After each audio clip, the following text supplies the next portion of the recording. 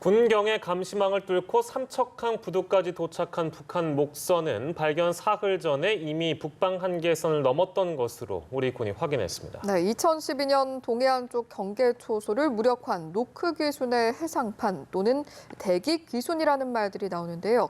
취재 기자 연결합니다. 김종배 기자.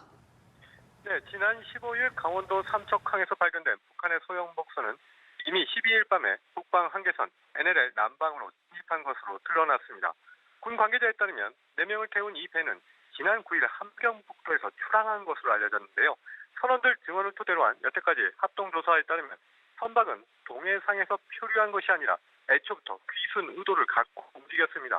지난 10일 동해 NLL 북방에서 조업 중인 북한 어선군에 합류해 11일부터 12일까지는 위장 조업을 하다가 12일 오후 9시쯤 NLL을 넘은 겁니다. 이어 13일 오전 6시쯤 울릉도 55km 해상에서 정지했는데 이후 기상 악화로 표류하는 등 항해에 일부 어려움을 겪은 것으로 전해집니다. 배는 이후 최단거리 육지 방향으로 항해를 시작해 14일 오후 9시쯤 삼척 동방의 약 4에서 6km 부근에 이르렀는데요. 엔진을 끈 상태로 하룻밤 대기하며 야간 진입 시 있을 수 있는 군의 대응 사격을 피하려 한 것으로 알려졌습니다. 선박은 15일 일출 후 움직여 오전 6시 20분쯤 방파제 인근 부두 끝부분에 닿았습니다. 오전 6시 50분쯤 산책을 나온 주민이 이들을 발견하고 어디서 왔느냐고 묻자 북한에서 왔다고 답변했다는 증언입니다. 특히 이 중 한 명이 서울에 사는 이모와 통화하고 싶다며 휴대전화를 빌려달라는 요구도 한 것으로 전해집니다.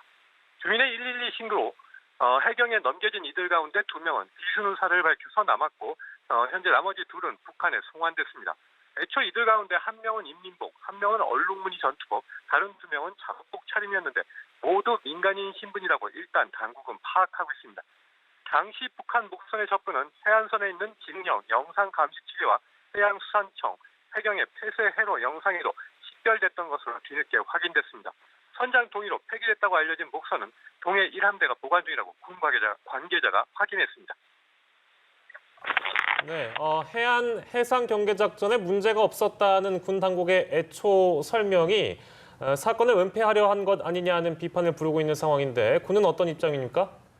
네, 말씀하신 대로 군 당국은 애초 해상 해안 경계 작전에 문제가 없었다고 밝혔고 특히 선박의 식별 장소를 제대로 설명하지 않음으로써 결과적으로 이번 사건을 축소 은폐하려 한 것 아니냐는 의혹을 초래했다는 비판론이 커지고 있습니다.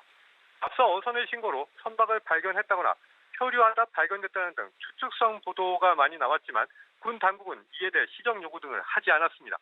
정경도 국방부 장관은 용산 청사에서 열린 전군 지휘관 회의 공개 발언에서 해상해안 경계 실패 논란과 관련해 책임질 부분은 지겠다는 공식 입장을 밝혔습니다.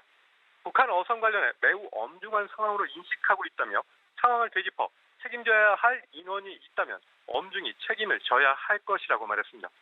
군은 현행 경계작전 시스템과 전력 운영 부분의 문제점을 식별해 조기에 보완해 나가겠다는 입장도 밝혔습니다. 이와 관련 현재 군이 운용하는 해상감시 레이더는 상당수가 사용 연한을 지난 것으로 알려졌습니다. 일각에선 육상감시 장비로 넓은 바다를 감시하기엔 한계가 있다며 초기에 전력 강화가 필요하다는 지적도 나옵니다. 지금까지 국방부에서 연합뉴스TV 김중배입니다.